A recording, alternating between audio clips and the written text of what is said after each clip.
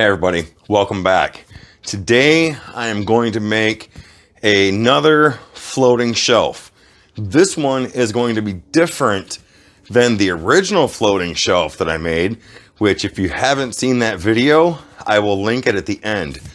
So today's shelf, I'm going to show you how to basically make the shelf itself or the cupboard itself. Also, I'm going to show you how to put edge banding on. If you've never put edge banding on, I'm going to show you how to do it today. All right, so full transparency here. I went ahead and cut my pieces down to what I need. Here's why. The cove where this shelf is going to go, it's kind of Willy Wonka. It's offset a little bit, so it was a lot of running back and forth into the house, taking measurements, taking the wood in, seeing if it's going to fit, and just didn't make for a really good video. But what I do have is, because this is going to fit my spot, you can use the same for yours if you decide to make one. So my sides and my inside dividers are 11 inches by 16 inches. So this is going to be a pretty big shelf. And then the top and the bottom are 25 3/4 by 16 inches. So let's get moving on that. All right, so what I want to show you here is how I have this marked up. Basically just for my planning and how I'm going to do this. If you notice on the end, I have a mark, and that's going to tell me where my side's going to go when I pocket hole in from this side. And then here I have two marks, because this is going to be a cabinet, this is going to be a cabinet, and then this is going to be a little bit of open space. So my wife wants to put a couple books or something in there. She didn't want it fully enclosed. And then to match the other floating shelf, the drawer, we have a cherry front on that drawer. So on these two spots here, I'm going to be making two doors to open and close. All right, so what I have here is I have the pocket hole jig set up. I have the bit set to 3/4 of an inch because that's the thickness of my material. And I have the stop set to 3/4 of an inch. Now what I've done on both of my outside pieces is I went ahead and marked approximately where I want the screws to go.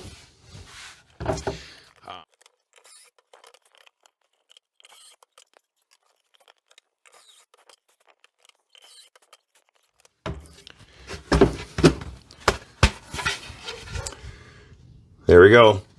So I'm going to go ahead and get set up, get the glue, get what's going to be the bottom down, and then get to putting these together. So what I want to show you here is I have a board clamped down to my bottom, because a lot of times when you go to screw in with the pocket hole screws, it will kick back a little bit. And I really want to keep this as flush as possible with the end of the board. So that's hopefully going to help me stop from kicking back. Got my glue down. Now let's see how this works.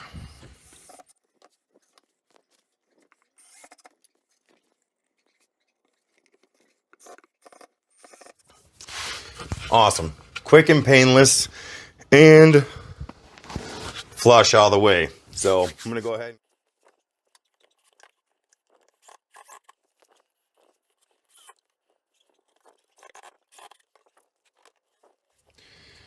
All right, so just so you know with this, I am using 1 1/4 inch panhead screws. As I've mentioned in my other video, building the floating shelf, I love the panhead screws. If you look, they're in. It's nice and flush. I don't like that little lip that sometimes gets caught here. So I try to use panhead screws whenever I can. Got the shell put together. Now, I don't know how important this is, but they say in woodworking to master the basics. learn how to make a box, and everything stems just about out of the box. That's true. It truly is. I basically made a box. Now I'm putting and screwing in 2 inserts. Let me show you. So now they're not screwed in yet, but basically a box. And yes, I know they're not in there right. It's just demonstration purposes. So yes, it's a box. This side is going to have a door. This side is going to have a door, and it's going to have a back on it, hang on the wall. So show you the inserts. Okay, so I want to show you my indicator line. That indicator line is my 10-inch mark. So from there, the inside there to the inside there is going to be 10 inches. Now, if you notice, I have little pencil marks, and those are going to be where my screws are going to go. I'm going to countersink them, and I'm not really going to use glue on the inside because I don't think it's going to be needed. The strength is going to come from the edges, and this will just tie it in. All right, I'm going to go ahead and get my holes pre-drilled and countersink.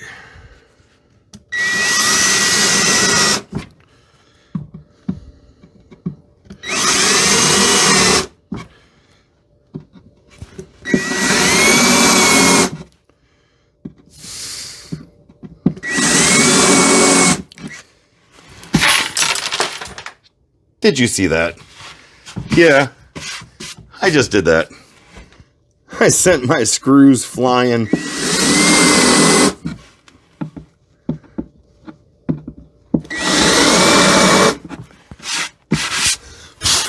Thank goodness I have more, and the bit didn't go.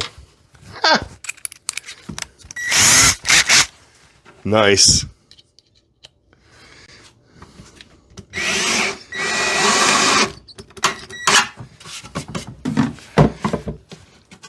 So right now, I'm only going to put 2 in because I want to get the other side done, and I want to flip it over, make sure my measurements match, and then make sure it's level when I put the other side in. So I'm only going to put 2 in to hold it in right now.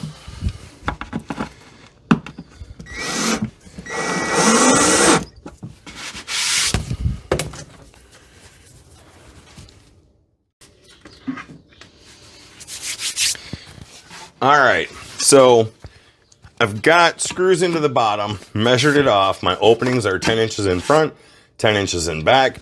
Everything lines up. My screw holes line up like they should on the top and bottom. So I am confident and comfortable in saying that this is ready to screw up. So, yes, everything is ready to screw up. Leave it to me. No, fasten down. I'm going to go ahead and get these screws in the top, get the screws in the bottom, and then I'm probably going to take, even though you're not going to see it, I'm going to take some wood filler and fill in these holes. It's bothering me, but I'd rather have them on top and on the bottom where it's not going to be seen than on the sides in here. I think that would not look very good, so I'll do that. You get the point of the process. I'm going to go ahead and do this side, and then flip it over, do the other side. All right, so now I'm going to give this a sanding. Just using some 220 grit sandpaper. I don't want anything too abrasive because I don't want to take off the top layer. So I'm just going to knock these holes down and clean it up a little bit and go from there.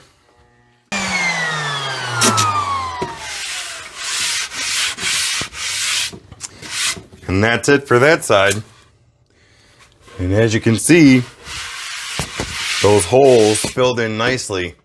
So now I'm going to do the other side and then go over to where the cherry is and start pulling some cherry out to make the doors. We are ahead in time. If you can notice, I got a haircut, I'm shaved, and the doors are on the shelf. This shelf got put aside for a little bit for some other projects. Today, we're finishing it up. And as you can see, the doors are on. They're not 100% secured in there, but I'm gonna show you how to edge band and then hopefully get this thing mounted where it's gonna go after we put some finish on it. So let's start with the doors. The gentleman at Trio Lumber, this lumber yard that's near me, they were nice enough to help me, and they're not screwed in, but they were nice enough to help me with getting these hinges drilled into the doors because I don't have the tool to do that, and they did it for free. So free against buying a tool that I'm probably going to use once. It's a no-brainer to me. But these are really nice soft close hinges. They work really nice. And as you can see, it's the same with this one. Soft close. So that's a bonus. We're going to end up putting doorknobs on here to match the other one that's inside. We're going to sand this down a little bit to knock the edges down. And then I bought some edge banding for the doors for these rough edges. And then for the plywood, we're going to put some edge banding down here to dress this up just a little bit so it doesn't look like plywood when you open it. All right, so I have the doors off and I'm getting ready to put the edge banding on the cabinet. Now, I went ahead and picked up some cherry edge banding and some birch edge banding off of Amazon. And also, I picked up this edge banding cutter tool, which is gonna help a lot. When I first tried doing it with the other one, tried using a knife, just didn't work out well. So I'm gonna give this a shot. If you're interested in doing any edge banding, I will leave links to the cutter and the edge banding in the comments. So what I've done is I have my iron. Yes, all you need is an iron warming up. And then I cut some strips of edge banding to go along the long side and the top side. Now, you can try to miter these and put them in perfect corners. I'm not going to do that. I'm not going to do that. I think it's going to take too much time. It's going to be a little bit, I don't want to say difficult, but you're trying to glue these into place. I'm just going to butt them up. I think that's going to be fine. So, okay, so I've got this little bit started here because I wanted to show you. The one thing that I think is important for edge banding is when you work with it, keep your extra to this side. That way it's going to be easier to bring your tool to trim it. But this is just this simple, and I'm going to try and stay out of the way of the shot. Might not be that easy. I've got my iron heated up, trying to put my slack to this side, the extra. And then what I'm going to do now that it's warm is I'm just going to kind of press it into place and work it down a little bit at a time. That way I can keep it where I want it.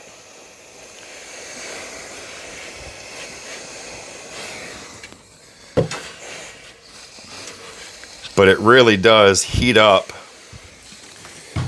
and go on just that easy once it gets heated. Now I've left a little extra on this side to trim, and I've left a little extra on the other side to trim.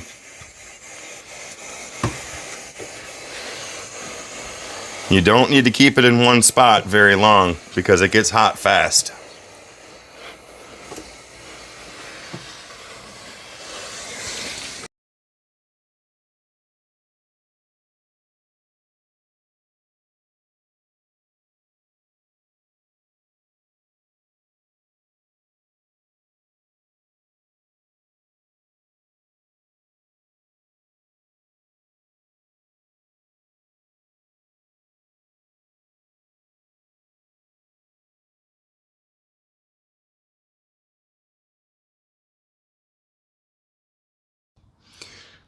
Okay, I've got to clean up some corners and some edges, but you can see how much of a difference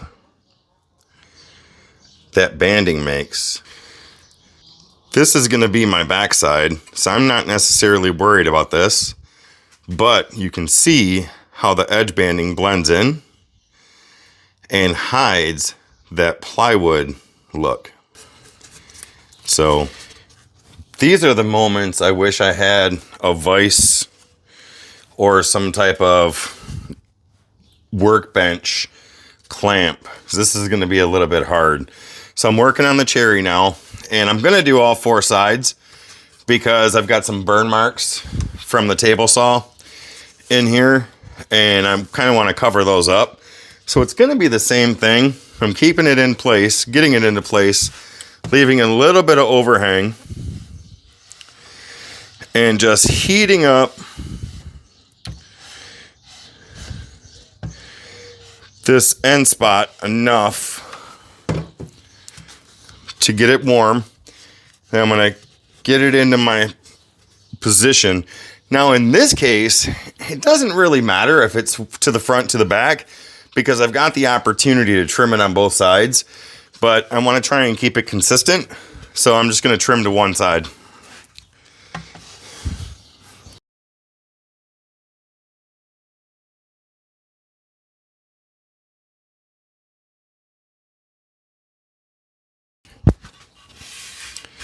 Okay, before I start on the other door, I'm going to show you. So I edge banded all 4 sides of this one. All right. Now that looks good.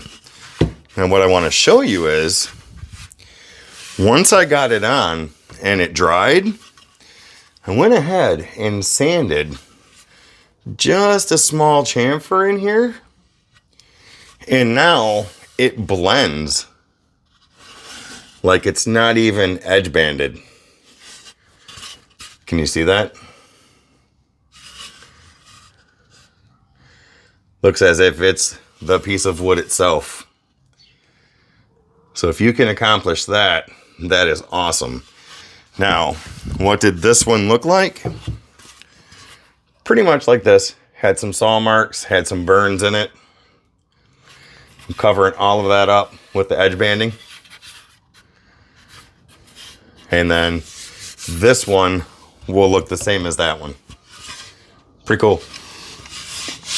All right, so I wouldn't feel right if I didn't show you this. Of course, I'm going to use the boiled linseed oil on this, but watch how this all ties together. All right, this is beautiful. Get my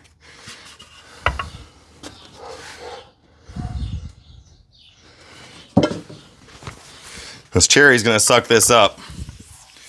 So I put quite a bit on. But what I want to show you is right here. Watch this. That is beautiful.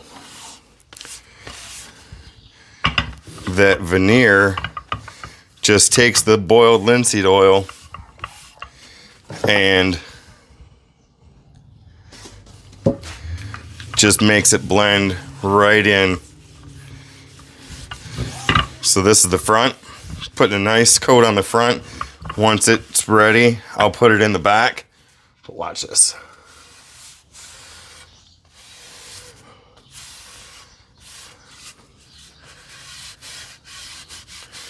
It's much better than seeing burn marks.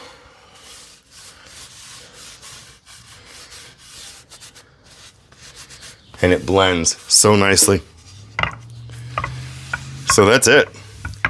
Once I get the finish on the next side, I'm going to have this put back together and hopefully mounting it.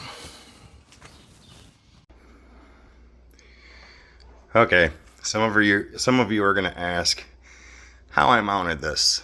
So because of the size and the weight, I put 2 brackets on the wall, and now this is going to sit on there, and that's going to help support it and then get screwed into the wall. Okay, the floating shelf is done, and as you can see, it is truly floating. The brackets have been removed. That was the original one I did. That has the drawer. And now this one has 2 doors with, oh look, coffee.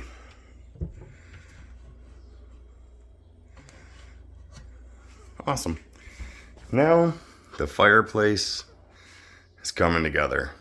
And there is the bench that I made. You can see both of those videos if you go through my timeline. Have a good day.